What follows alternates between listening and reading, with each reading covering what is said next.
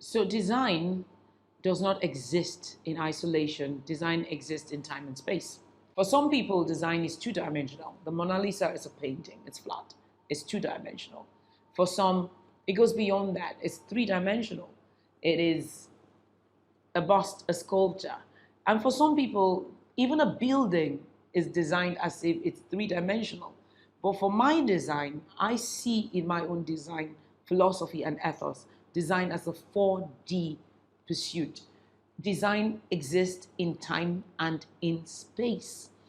In two realms of time, the prominent as we engage with a design in space and time. So you enter my office building or a building I design, and it evolves layer by layer as you interact with it. What you see at the vista you have at the entrance is not the vista you have when you move a minute into the when you move a minute or two walking northwards into the building. It's not the same thing that happens if you turn left. There are vistas unfolding at every angle. Here, you suddenly bust at the end of a lobby and you see I've captured through a window a view of the water. You turn around, you see another vista. It could be an inward-looking building, and there's no view. There's no external view. But I've created vistas all over. So as you interact with the building, proceeding through it as a promenade, the building begins to evolve. It brings up some rather interesting configurations. Like in my office, we've morphed in AD Studio. I've morphed the filling your conception of time and space. So the time you are next door to another room, but you pass through a glass bridge to get there, going through a totally different experience, and therefore people think it must be much larger than it really is. But it's because of the way I have choreographed. It's a choreograph. It's a delicate dance.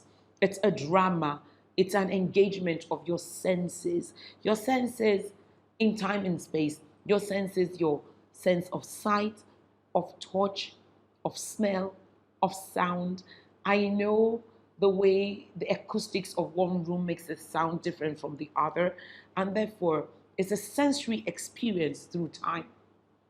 That's in one dimension, 4D. As you engage a building, you being the mobile object, you being the dynamic vector that passes through time.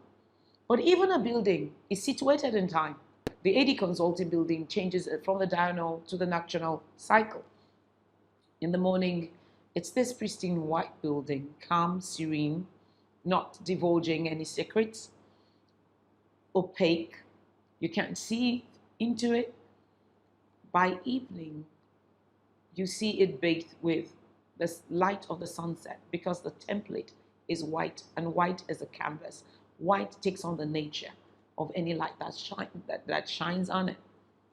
By night, the building is glowing almost blue, and the lights are on, and it divulges its secrets. Rather like very well brought up lady.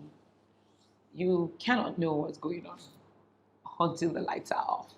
And that's what happens with the AD Consulting building. It divulges its secrets at night. Therefore, when you engage the building, it's completely different in the day as it is in the night. At night, the light of the atrium glows like an observatory, observing the stars. During the day, it's just an atrium.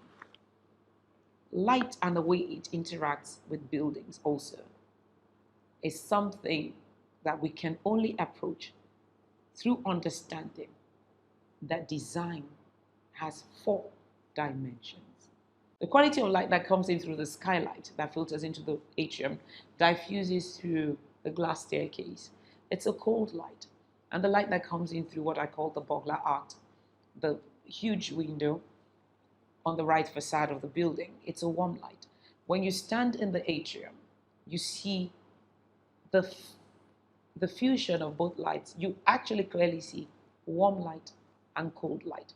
And that's because I understand that design is a 4D pursuit, and light interacts with the building in different ways at different times.